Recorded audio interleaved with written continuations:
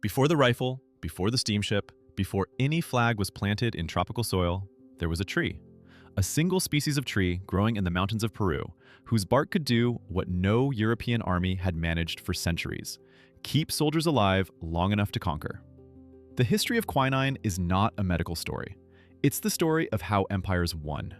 This is Object Origins, where one object reveals the hidden machinery behind history's biggest shifts. Worth saying up front, some of the historical claims around malaria's total death toll are debated among researchers, and I'll flag those as we go. What isn't debated is how one discovery changed the trajectory of colonization.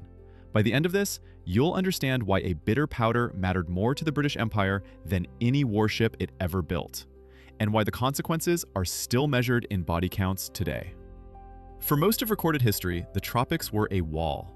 Europeans could sail to the coasts of West Africa, establish trading posts, even build small fortifications. But moving inland was something else entirely. Malaria killed European soldiers and settlers at staggering rates. Some historians have estimated that malaria may have killed as many as half of all humans who ever lived. That figure is genuinely disputed. It likely overstates the case, but even conservative estimates place malaria among the deadliest forces in human history, responsible for hundreds of millions of deaths across millennia. West Africa earned a specific name among European military planners: the white man's grave. Expeditions sent upriver came back as fractions of themselves. In some colonial campaigns, disease killed more troops than combat by a factor of 10 to 1. It wasn't that Europeans lacked the will to push deeper into Africa or Southeast Asia. They lacked the biology. The mosquito was a better defense than any army, and for centuries, that held. The tropics remained, in practical terms, unconquerable. But halfway around the world, in the Andes, indigenous Quechua people had long known something European medicine hadn't figured out. The bark of the Cinchona tree, brewed into a bitter drink, could break a fever. Spanish Jesuit missionaries working in Peru learned about cinchona bark from local populations in the 17th century. They brought it back to Europe, where it became known as Jesuits' powder, and immediately ran into a problem that had nothing to do with medicine. Protestant Europe didn't trust it.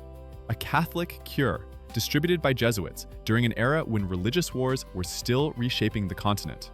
The resistance wasn't scientific, it was ideological. There's a persistent historical claim that Oliver Cromwell refused Jesuits' powder when he fell ill with malaria-like fevers and died in 1658. Whether quinine specifically could have saved him is uncertain, but the story captures something real. People chose death over a remedy that came from the wrong side of a religious divide.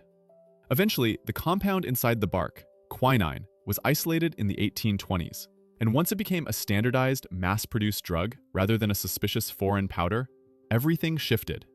Now here's where quinine and colonialism become inseparable. Britain began issuing quinine rations to troops and colonial administrators stationed in tropical regions. The effect was dramatic. Mortality rates among British forces in West Africa dropped sharply through the 19th century. Suddenly, the white man's grave had a workaround. India, Sub-Saharan Africa, Southeast Asia. The expansion of European empires into these regions correlates directly with the availability of quinine. It didn't cause colonization on its own. Weapons, economic incentives, political structures, all of those mattered.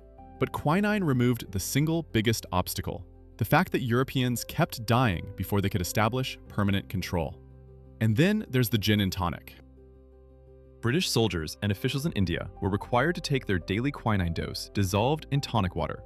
The taste was brutally bitter, so they mixed it with gin, sugar, and lime.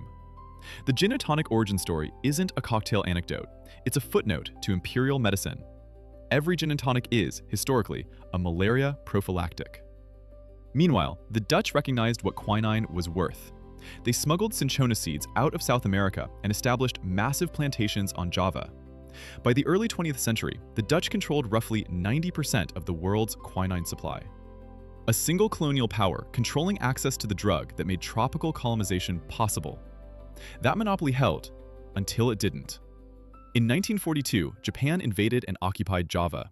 Overnight, the Allied powers lost access to the vast majority of the global quinine supply.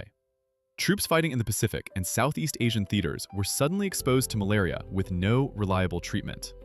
The United States launched a massive crash program to develop synthetic alternatives, a wartime pharmaceutical race that ran parallel to the Manhattan Project in urgency, if not in fame.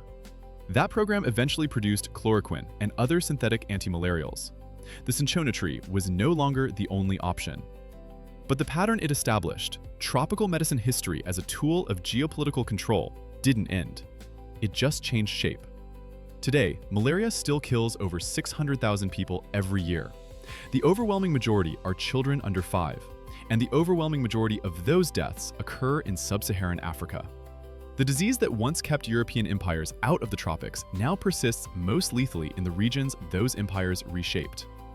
One tree, one bitter compound inside its bark, and with it, the map of the modern world was redrawn. Without quinine, the scramble for Africa likely stalls at the coastline. Without quinine, British India looks fundamentally different. The bark of the cinchona tree didn't fire a single shot, but it cleared the path for every army that did. Quick note, this video covers historical patterns and broad mortality estimates. None of this should be taken as medical guidance. If you found something here worth sitting with, a like helps us reach more people. And if you're not subscribed to Object Origins yet, there's more here that traces how single objects quietly reshaped the world.